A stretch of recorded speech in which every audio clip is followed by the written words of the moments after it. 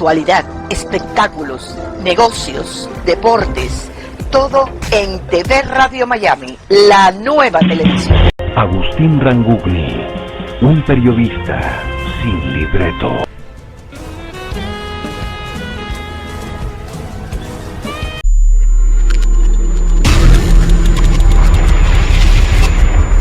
Hola, ¿cómo le va? Qué gusto de saludarlos. Aquí estamos en una nueva edición de TV Radio Miami en asociación estratégica con Radio Miami Internacional y todas las emisoras que generosamente toman nuestra transmisión.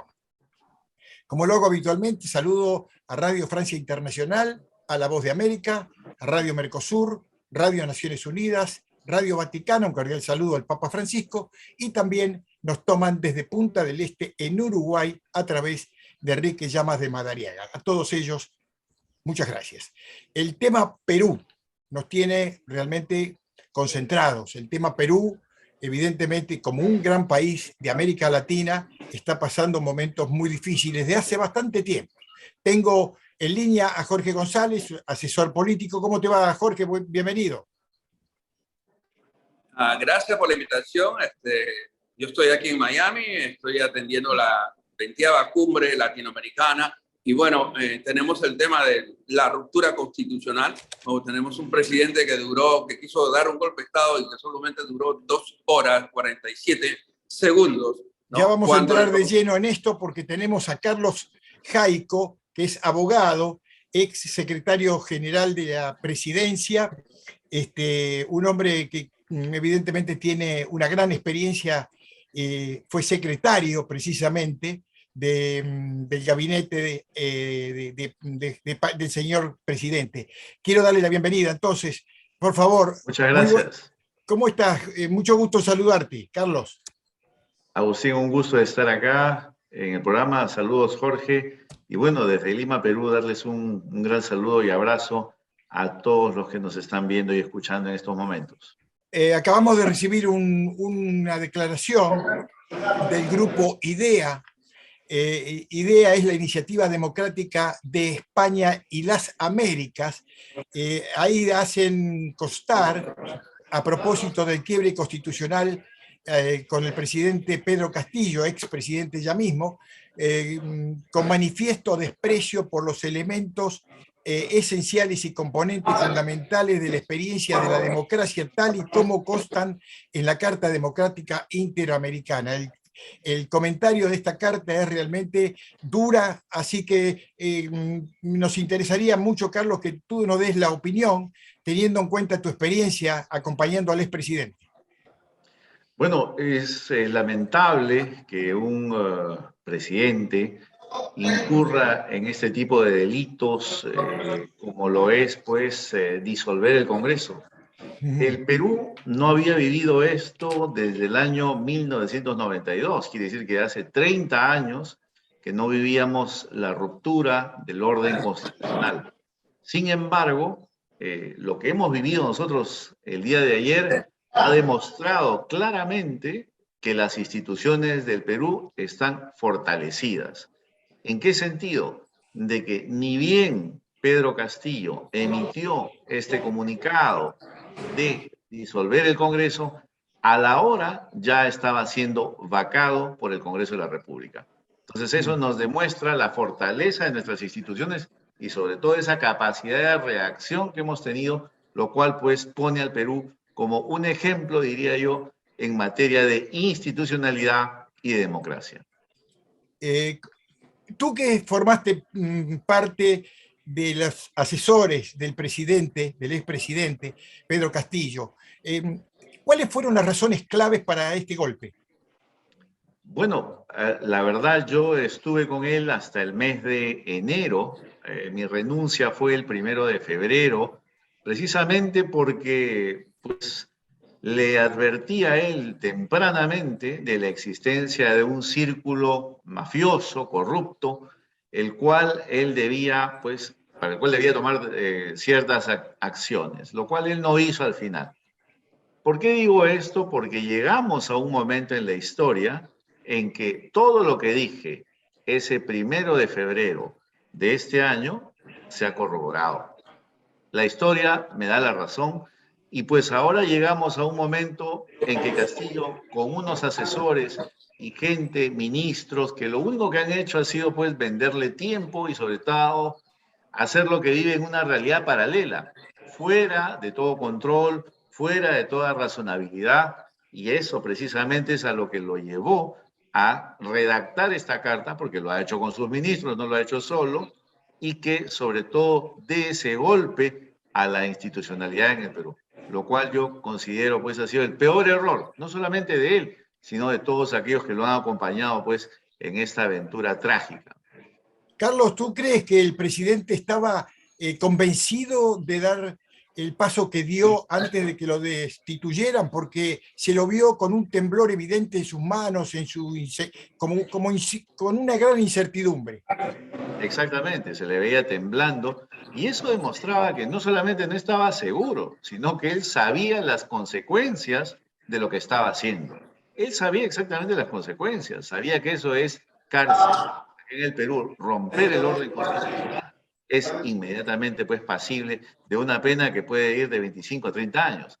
Entonces, él sabía el riesgo que estaba corriendo. Sin embargo, tomó ese riesgo, ¿por qué? Porque él ya estaba acorralado por las pruebas que cada día llegaban de las diferentes carpetas fiscales que se tenían contra él. No hay que olvidar que la Fiscalía de la Nación lo estaba investigando en 51 carpetas fiscales de investigación y que todas ellas lo ponen a él como cabeza de una organización criminal. Y el día de ayer en la mañana, un funcionario del Ministerio de Vivienda dijo exactamente que él le había dado en la mano 100.000 soles.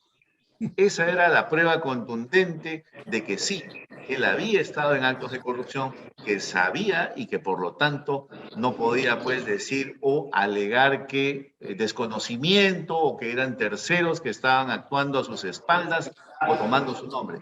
En este caso él era directamente concernido por la corrupción. Entonces, frente a eso no le quedó otra salida que pues cerrar el Congreso. Pero le fue bastante mal. Gracias, como lo decía, a la fortaleza de nuestras instituciones. Carlos, ¿qué te llevó a acompañarlo al expresidente y qué fue lo decisivo para que renunciaras a tu cargo? Bien, el año pasado, en la segunda vuelta, el Perú vivió una disyuntiva, que era votar por la señora Keiko Fujimori o votar por Pedro Castillo. Y en esa disyuntiva estuvimos pues todos los peruanos. Dicho sea de paso, fue tan difícil que él ganó únicamente con una diferencia de 40.000 votos. Entonces, al fin y al cabo, Castillo, pues, digamos, era una cierta esperanza, ¿no? Porque, claro, vendió el discurso del profesor rural, del campesino, rondero, alguien que venía de provincias, maestro, que evidentemente tenía pues un contacto directo con la realidad del país y que evidentemente tenía una visión. Sin embargo, con el tiempo nos fuimos dando cuenta de que no solamente no tenía visión de país, sino que se estaba rodeando de gente únicamente para delinquir. Y ese fue el gran problema. Cuando yo ingresé a Palacio de Gobierno como secretario general, inmediatamente pude percibir el tipo de gente con la que él se había rodeado. Lo dije, se lo expliqué, le advertí, pero evidentemente nada cambió y los actos de corrupción se iban acumulando. Es por eso que tomé la decisión el 1 de febrero de presentar mi carta de renuncia irrevocable y es lo que ahí precisamente expliqué por qué me estaba yendo y qué era lo que denominé en esa época el gabinete en la sombra, que hoy, bueno, ustedes todos saben, ese gabinete en la sombra o está prófugo o están en detención preventiva o son colaboradores eficaces. Entonces, Carlos, eso es lo que ha pasado. Desde que lo conociste al presidente y asumiste tu responsabilidad para acompañarlo, ¿lo viste a un hombre preparado, con convicciones políticas, con ideas concretas, o estaba desvariado desde el primer día? Bueno, mire, la democracia peruana y creo muchas en América Latina permiten que el ciudadano, cualquier ciudadano, pueda llegar a las más altas esferas del Estado, porque no hay filtros. Acá en el Perú, por ejemplo, solamente hay que ser peruano de nacimiento y tener 25 años de edad. 35 años de edad, nada más. O sea, es lo único que se pide. O sea, para gestionar la vida de 33 millones de peruanos es lo único que se pide.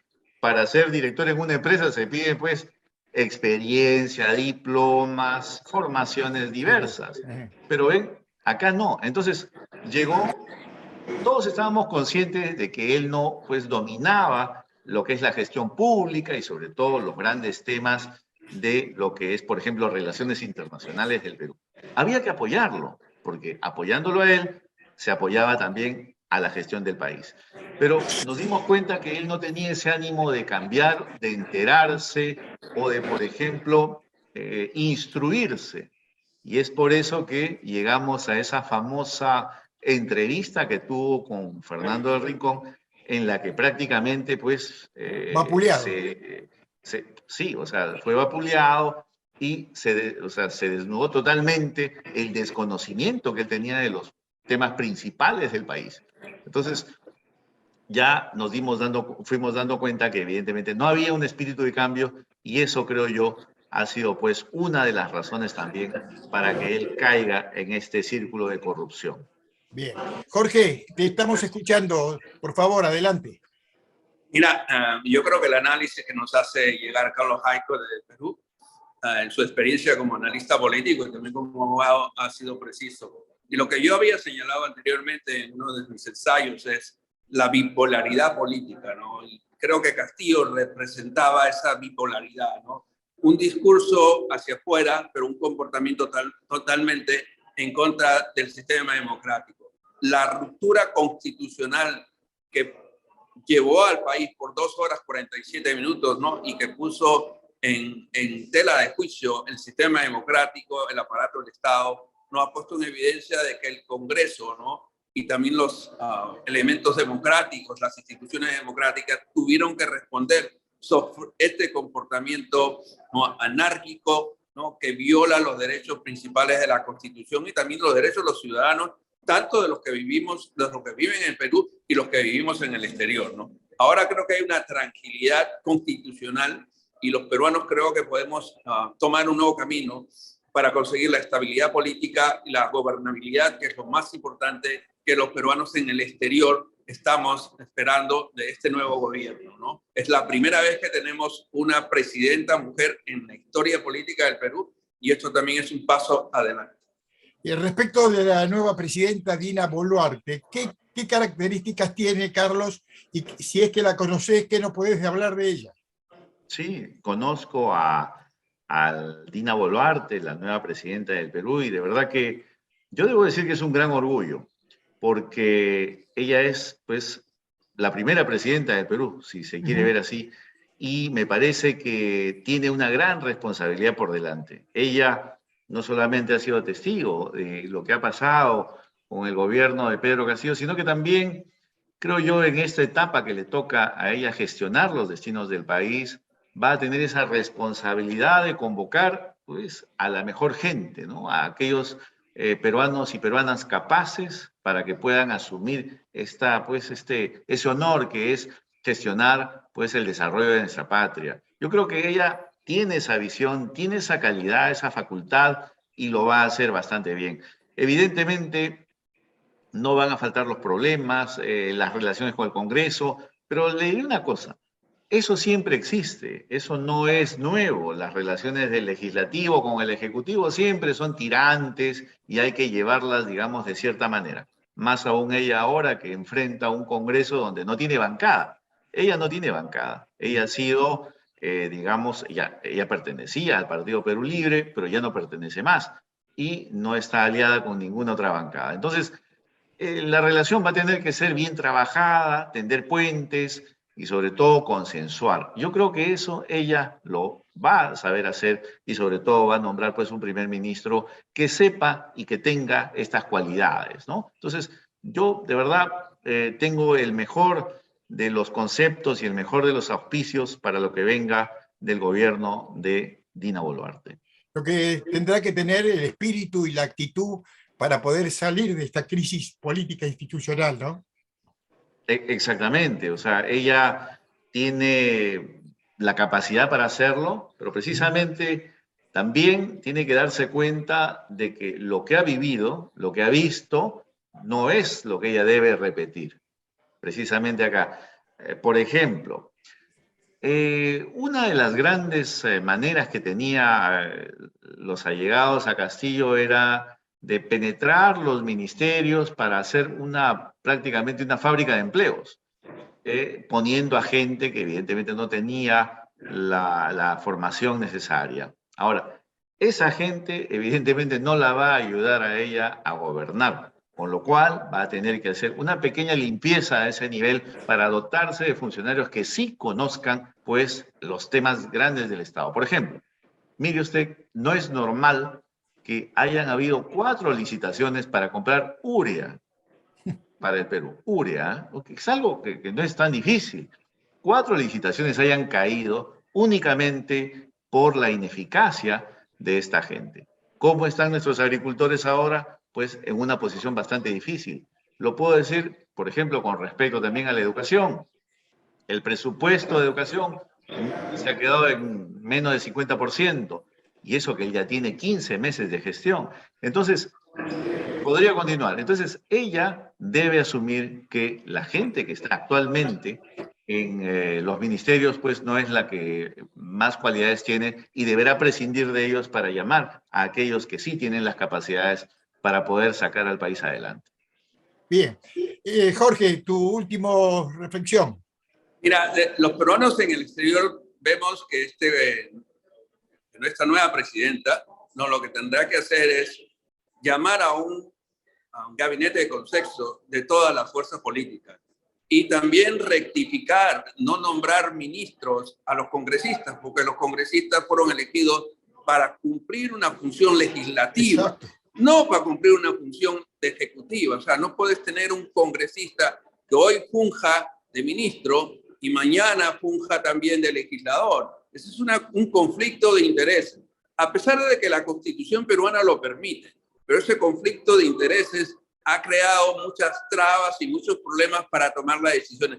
Mira, Carlos Caibo acaba de mencionar el tema de los fertilizantes, y eso ha sido un problema. Hemos tenido un congresista que se convirtió en ministro y no pudo resolver el problema en la URI, ¿no?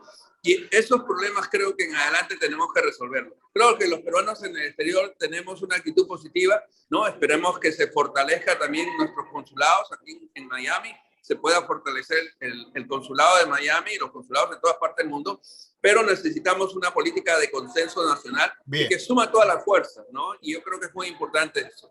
Bien. Carlos, agradeciendo tu tiempo, para terminar, ¿qué clima ves en la calle de Perú? Bueno, yo veo un clima bastante tranquilo. Hoy es día feriado aquí y pues la gente está bastante tranquila. Parecería que no hubiese pasado absolutamente nada. Y es precisamente lo que decía al inicio, la muestra que con el tiempo hemos aprendido a funcionar en democracia y sobre todo teniendo como sustento a la Constitución. Y eso es lo importante. Yo quiero dar este mensaje a todos nuestros compatriotas en el exterior también, y decirles que en el Perú ya hay una evolución en lo que es el entendimiento que si debemos funcionar en democracia, debemos tener como base, pues, la Constitución. Y en el Perú, precisamente se ha hecho eso ayer. Pedro Castillo habló de disolución temporal del Congreso. Ahora, si uno toma esa noción y la busca en la Constitución, no la va a encontrar en ninguna parte. Porque no solamente no existe como tal, sino que para que se pueda disolver el Congreso se necesita que el gabinete haya sido negado la confianza 2 veces. Se le haya negado 2 veces la confianza. Y eso no sucedió. Por lo tanto, inmediatamente que Pedro Castillo dio ese mensaje, inmediatamente el Congreso reaccionó. Y las Fuerzas Armadas, debo decirles, acá en el Perú no son deliberantes. Y por lo tanto, ellos se mantuvieron en el orden constitucional. Eso es importante y eso demuestra que somos un país, pues, muy, muy respetuoso de nuestras instituciones y que respetamos también la Constitución por la cual nos regimos. Bien, 200 años de vida republicana en Perú y ahora se encuentra con una mujer al frente. Bueno, esperemos que sea para bien. Carlos, muchísimas gracias por tu generosidad de atendernos. Gracias a ustedes, un gran saludo, un gran abrazo. Hasta muy pronto. Seguramente te molestaremos otra vez en los próximos días. Será con mucho gusto. Muchas gracias. Muchas gracias. Carlos Jaico desde Perú. Jorge, cerra, por favor. Gracias. Tu último comentario. Yo creo que... Un mensaje a los peruanos, dale. Creo que hemos dado un buen paso nombrando a esta nueva presidenta. Y yo creo que los peruanos en el exterior tenemos el espíritu de fortalecer el sistema democrático en el Perú. Y lo que queremos es tener un gobierno de consenso. Y creo que es el primer paso que estamos dando en América Latina, ¿no? Como un ejemplo también para los otros países en los conflictos de gobernabilidad que está atravesando Argentina, Colombia, Chile y otros países. Pero creo que el Perú ha salido adelante y hemos sabido respetar el sistema democrático. Bien. Prosperidad, felicidad y un futuro maravilloso para Perú. Muchísimas gracias a los dos. Hasta pronto. No, gracias a ti y gracias a TV Radio Miami, que siempre está al punto de las noticias. Estaremos al lado de Perú, con mucho gusto. La pausa. Venimos enseguida.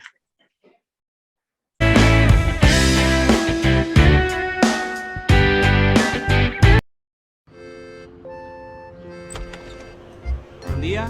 Buen día. Buen día. Hola, buen día, chicos. Buenos días. Buen día. Buen día, Susi. Buen día, Susi.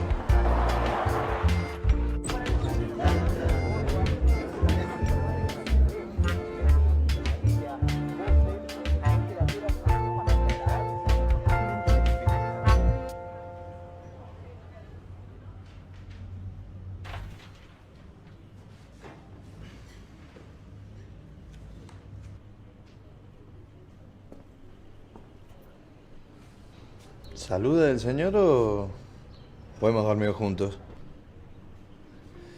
Buenos días. Buen día. Buenos días. Bueno, como decíamos, para la zona sur... La buena costumbre de saludar, contagiémosla. Respeto, solidaridad, unión, honestidad. Contagiemos valores.